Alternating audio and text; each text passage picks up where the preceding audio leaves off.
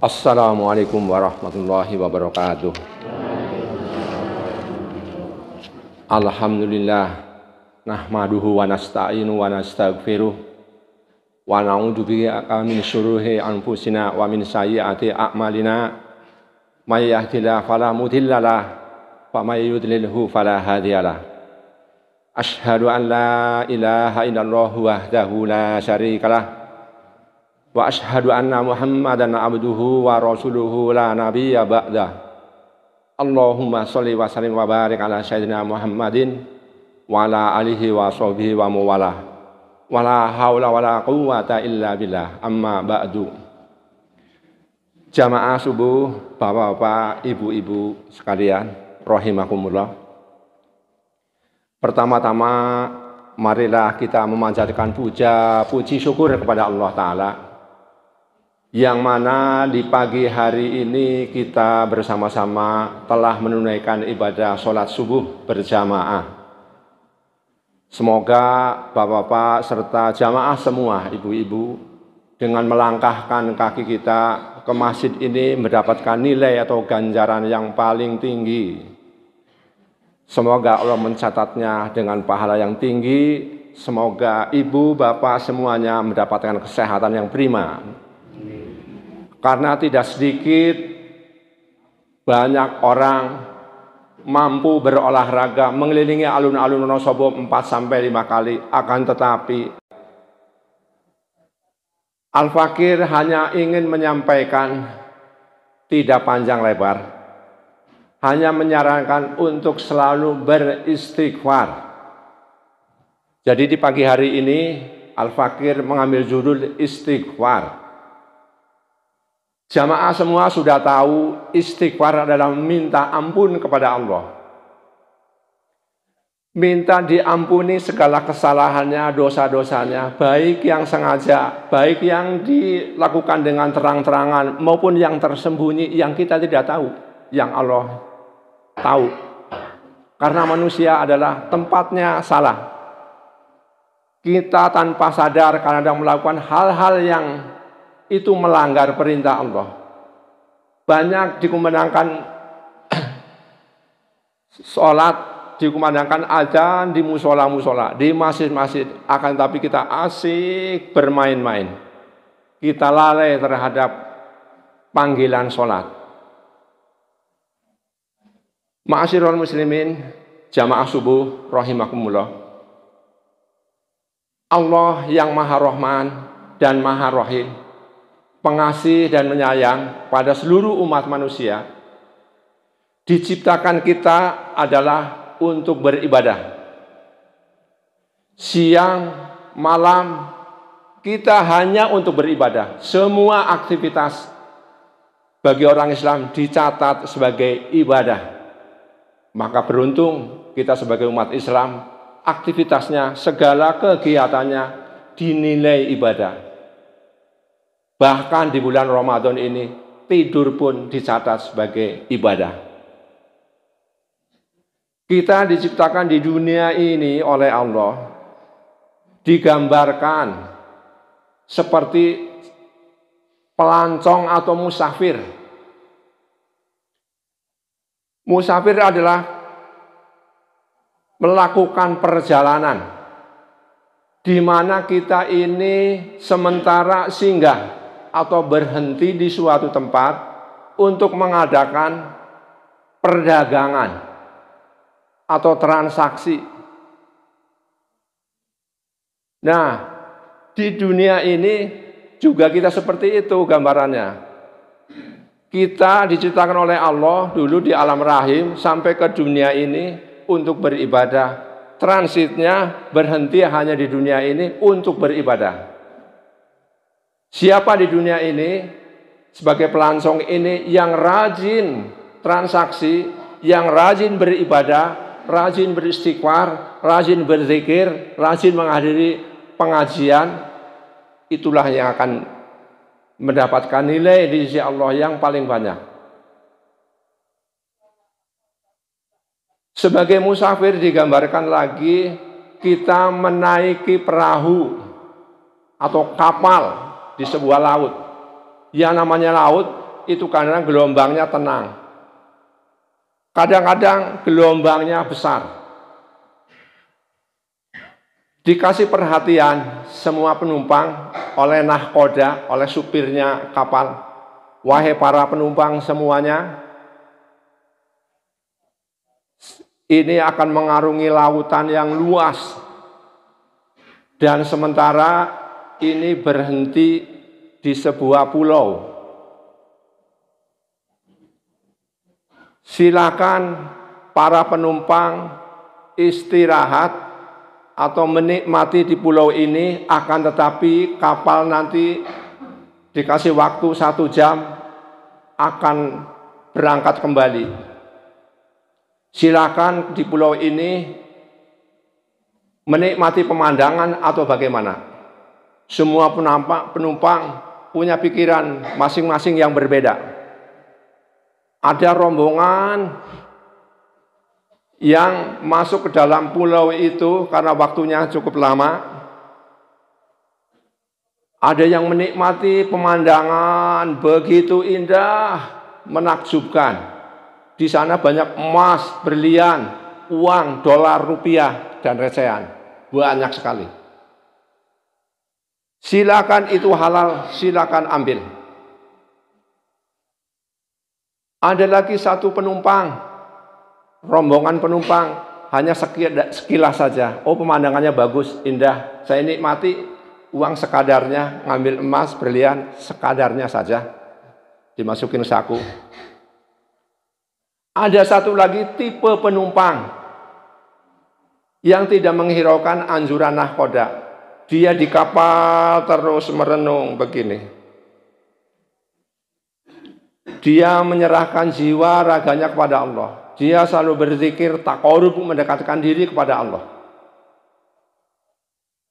Nah, ini suatu tamsil atau gambaran bagi para umat manusia untuk kita semua.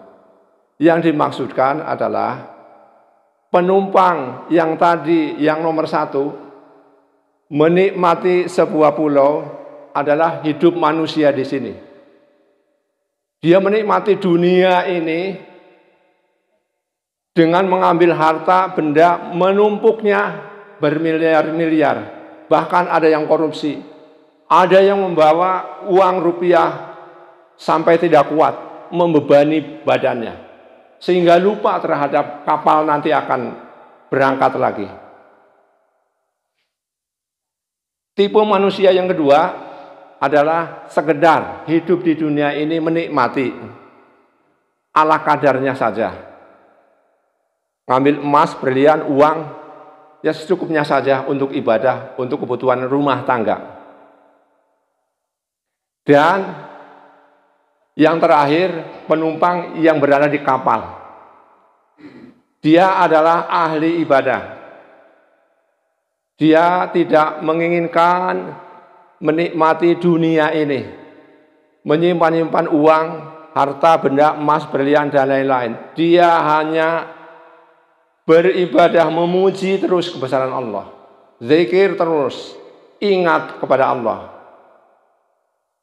Nah, itu Bapak-bapak, jamaah semua, kalian, kita-kita ini tipe yang mana? Apakah tipe yang seperti nomor 1? Apakah tipe yang nomor 2? Ataukah sebagai tipe penumpang yang nomor 3? Dia hidupnya menyadari diciptakan untuk beribadah. Dia di dalam kapal di dunia ini hanya beribadah. Berzikir terus setelah sholat 5 waktu, mencari nafkah seadanya. Oleh karena itu, Al-Fakir mengingatkan, yang terlalu banyak sekali dalam mencari materi atau harta, barangkali ada yang tidak halal, barangkali ada yang melanggar perintah-perintah Allah. Cobalah beristighfar. Kita barangkali sebagai pedagang di pasar, di warung, menimbang timbangan. Barangkali ada yang kurang sukatannya, timbangannya. 1 kilo dikurangi 1 on. Barangkali ada, cobalah beristighfar. Insya Allah di sini tidak ada. Saya pernah mengalami di pasar Minggu sana di Jakarta, paling sering kalau beli buah, beli 1 kilo, pasti ditimbang di rumah hanya 8 on, bahkan kadang-kadang kurang jauh. Nah itu sudah seperti sudah umum. Nah ini cobalah yang seperti itu, kalau di sini tidak ada, beristighfarlah, minta ampun, bertobatlah kepada Allah. Barangkali ada yang mencari nafkah dalam berbisnis, sikut sana, sikut sini, tidak memandang itu halal, haram, semua diembat demi untuk perutnya, demi untuk keluarganya. Tolong istighfar, mintalah ampun bahwa hidup di dunia ini tidak lama. Nanti kita akan meninggalkan dunia ini yang dicintai. Cobalah istighfar, karena istighfar minta ampun. Kedua, istighfar itu punya fungsi menyelesaikan semua masalah kita. Banyak persoalan-persoalan yang menyesakkan dada, menyedihkan hati, merumitkan pikiran. Solusinya hanya dengan istighfar. Jamaah subuh rahimakumullah, di negeri Basrah atau sekarang disebut Irak, ada seorang yang dilahirkan yang bernama Syekh Hasan Basri. Para jamaah sudah kenal semua. Syekh Hasan Basri adalah ulama yang tenar, kesohor, mumpuni ilmunya, terkenal warok. Semua ilmu-ilmunya dibagikan kepada orang. Pada santri-santrinya disebarkan. Dia berdakwah siang dan malam. Terkenal makbul. Semua doa-doanya diijabah. Maka terkenal sekali Hasan Basri itu. Suatu ketika kedatangan seorang bertamu. Assalamualaikum wahai Syekh. Waalaikumsalam warahmatullahi wabarakatuh. Saya silaturahmi wahai Syekh. Saya ini seorang yang telah berkeluarga, punya istri, punya anak, akan tetapi ya Syekh, sulit sekali saya mencari kerja. Sulit sekali mendapatkan rezeki ya Syekh. Sampai-sampai saya kadang-kadang puasa, sehari makan, sehari tidak. Kasihan keleleran anak dan istri saya ya Syekh. Tolong doakan agar saya mendapatkan rezeki ya Syekh. Agar saya mendapatkan pekerjaan ya Syekh. Kasihan istri dan anak. Engkau adalah seorang Syekh yang makbuloh. Tolong doakan. Bagaimana wahai Syekh? Jawab Syekh Hasan Basri, istighfar. Kemudian tidak lama lagi datang seorang tamu lagi. Assalamualaikum wahai Syekh. Waalaikumsalam warahmatullahi wabarakatuh. Saya bersilaturahmi wahai Syekh. Mohon solusi atau jalan keluarnya ya Syekh. Saya ini sudah berkeluarga bertahun-tahun. Akan tetapi belum juga mendapatkan momongan. Belum mendapatkan seorang bayi seperti umumnya orang-orang. Tolong ya saya doakan saya agar saya mendapatkan momongan seperti umumnya orang-orang. Engkau adalah seorang Syekh ahli ibadah yang makbuloh. Bagaimana wahai Syekh? Istighfar. Jawab Syekh begitu. Kemudian datang lagi seorang tamu, seorang petani. Assalamualaikum wahai Syekh. Waalaikumsalam warahmatullahi wabarakatuh. Saya bersilaturahmi Syekh, mohon solusi ya Syekh. Saya ini petani. Petani, belik saya ini sat wahai Syekh. Belik itu apa ya Bu ya? Belumbang, kolam, tempat nanam ikan. Saya biasa nanam ikan. Dan benih-benih ikan itu saya jual ke pasar. banyak yang membutuhkan. Bulan sekarang terjadi kemarau panjang, sehingga belik saya tidak mendapatkan ikan.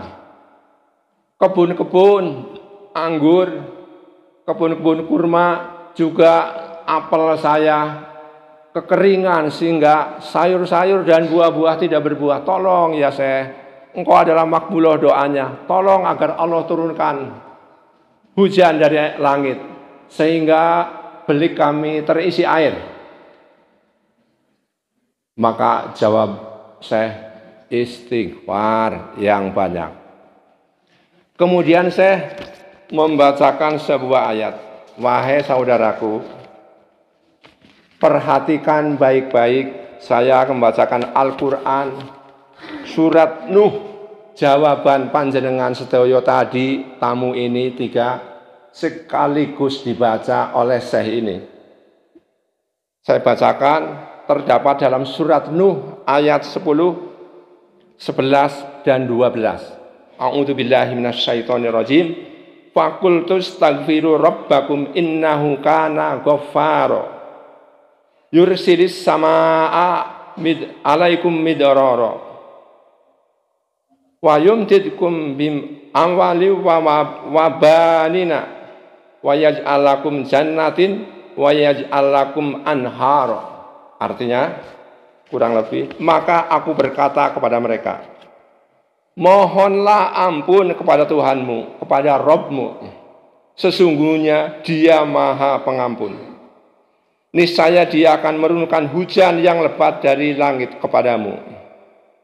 Dan Dia memperbanyak harta dan anak-anakmu, dan mengadakan kebun-kebun untukmu, dan mengadakan sungai-sungai untukmu.